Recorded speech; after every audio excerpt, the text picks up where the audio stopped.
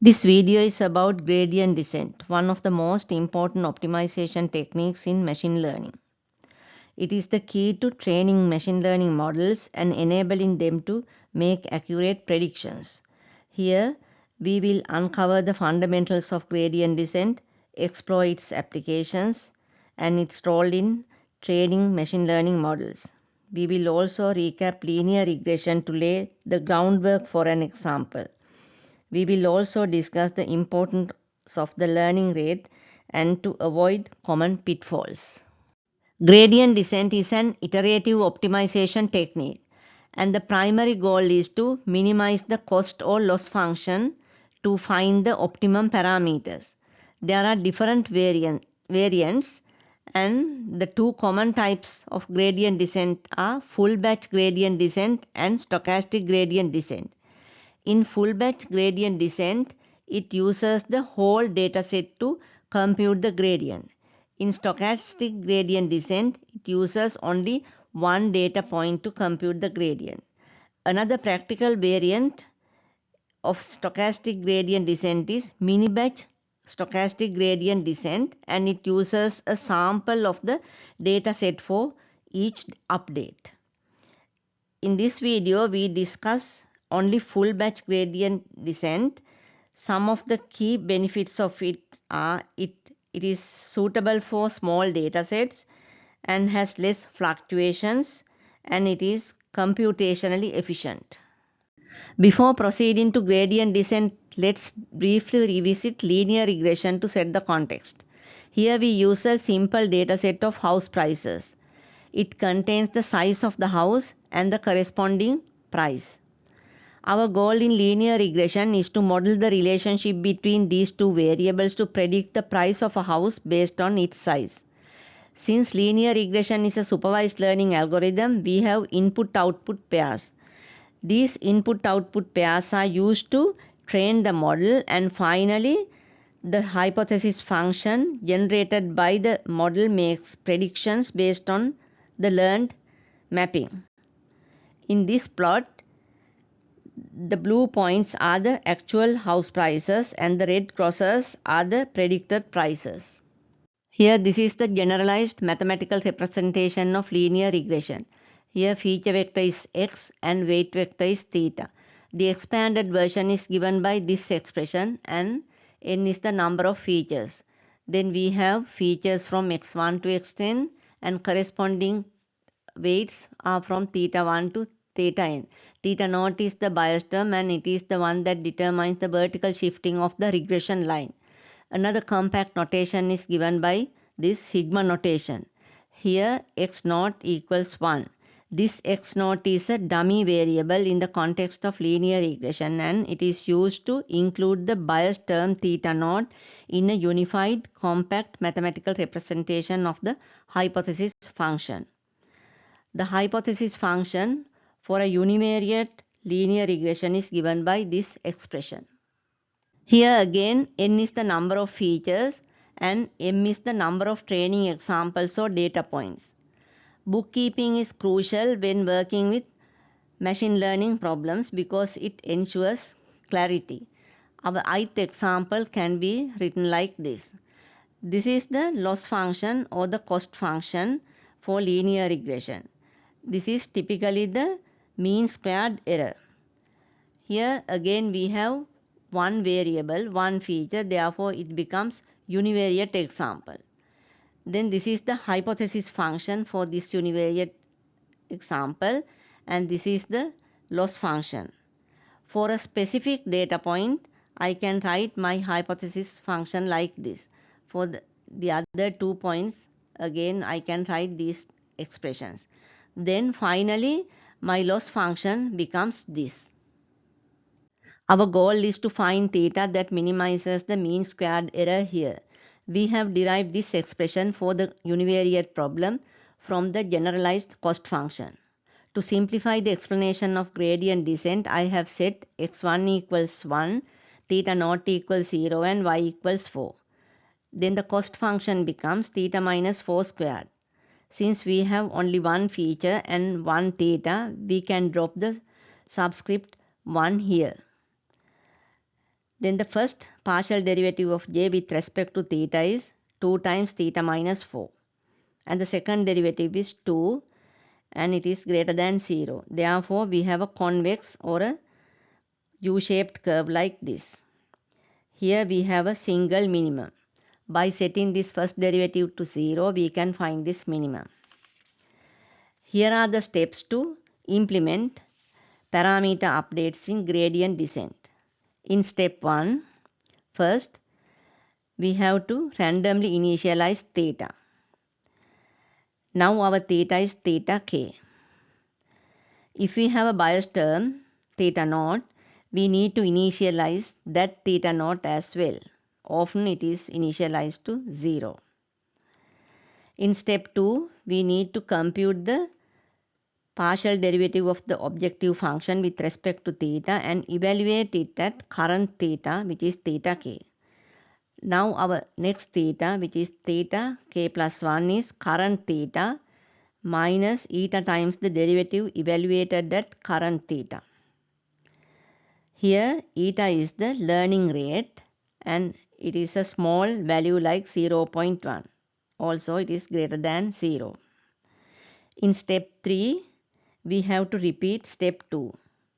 We have to continue this process until this stopping criterion is met. Here the derivative is less than epsilon. Epsilon is a predetermined threshold and it is approximately around 10 to the power negative 6. In the first update, theta must move towards the direction of decreasing gradient as shown by this orange arrow. That is the essence of gradient descent. If theta naught is not 0, that means if we have a bias term, we need to update it as well. This is the derivative of j with respect to theta naught.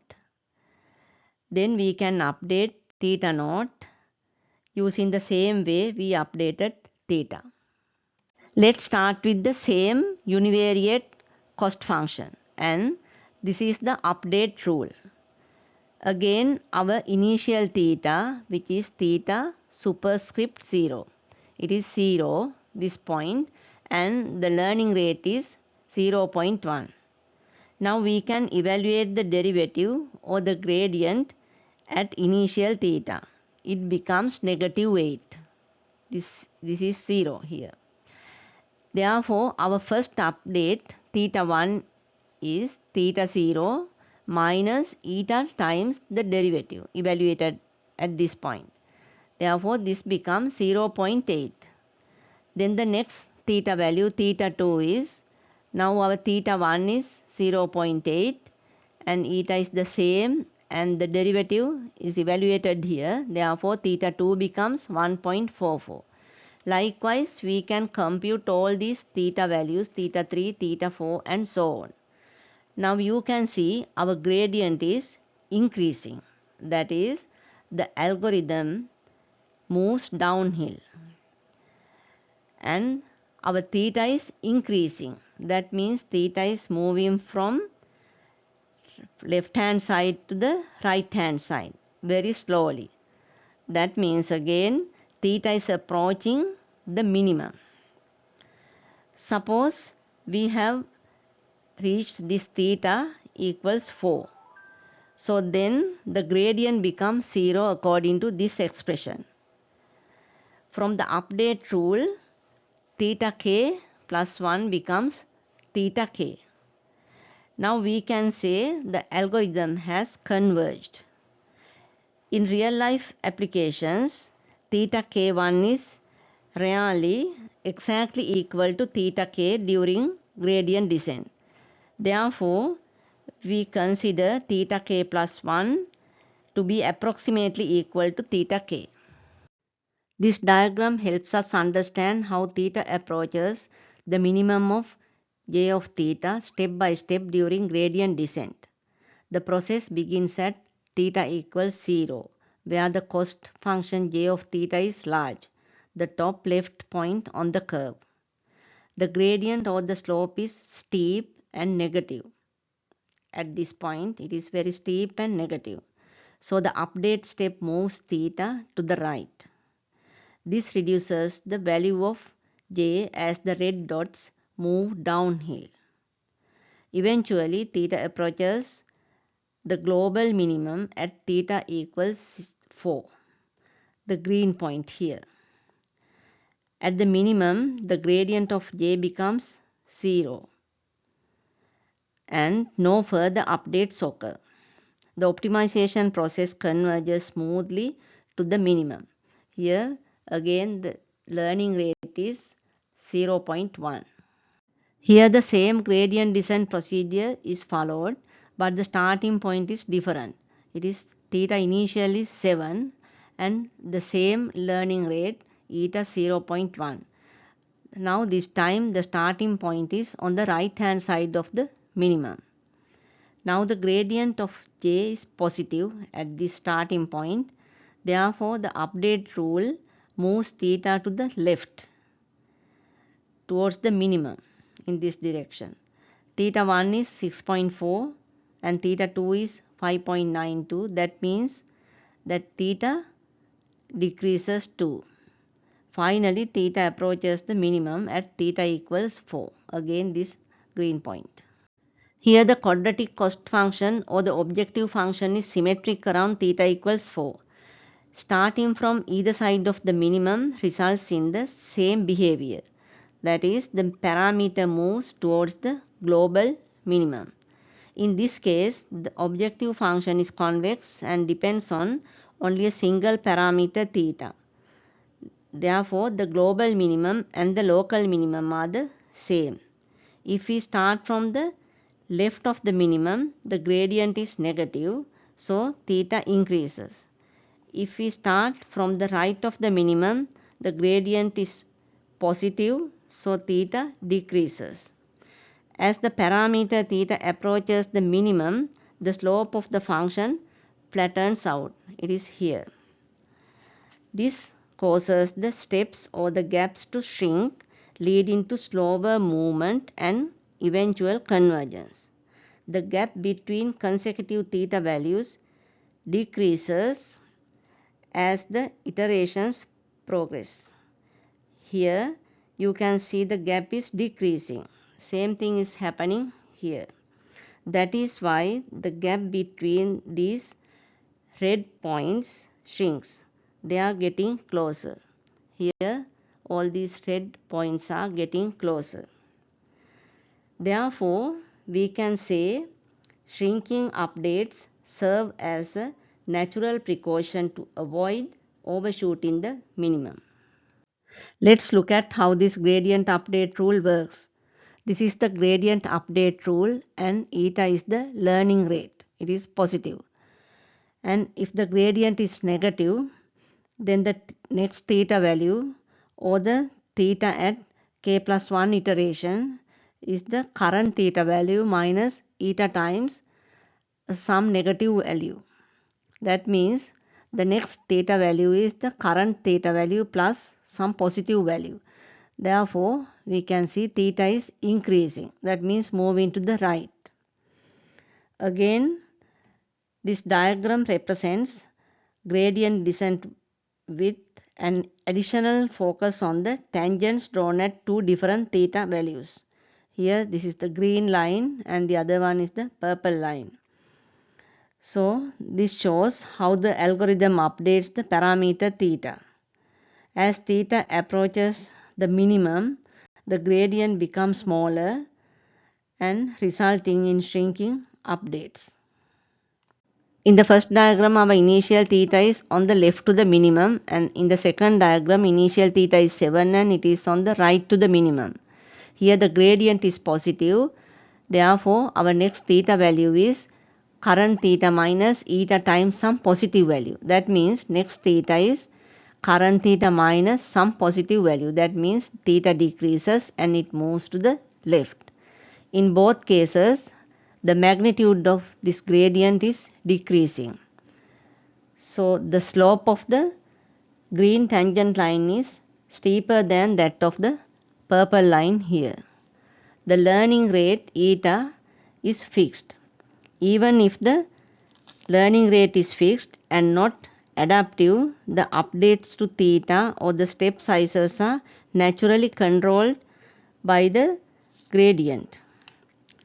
Therefore, we can say that the gradient descent algorithm will converge to the minimum as long as the objective function is convex and the learning rate is appropriately chosen. Finally, this is the gradient rule for the gradient descent process, and it works for both cases regardless of the initial theta. These plots show the convergence behavior. We can see a steep decline of the loss at the beginning, and therefore the loss decreases rapidly because the parameter theta is far from the optimal value. In the second plot, that is the zoomed in view, it highlights the final stages of gradient descent where the loss decreases very slowly because theta is already close to the optimal value and avoiding overshooting. By around iteration 45, the loss function plateaus, indicating the model has converged. The third plot shows the reduction of loss function with theta. Finally, a word about the learning rate eta. In the earlier example, I used eta, which is 0.1. But here I used eta 0.9 and again eta 1.2. So these two plots are for them. So here we can say if eta is too small, convergence is slow but smooth. Again, if it is moderately large, then oscillations may occur as the algorithm overshoots the minimum but can still eventually converge. Again, if eta is excessively large, the algorithm diverges completely with no chance of convergence. Therefore, setting the right learning rate is often considered a dark art as it needs careful tuning.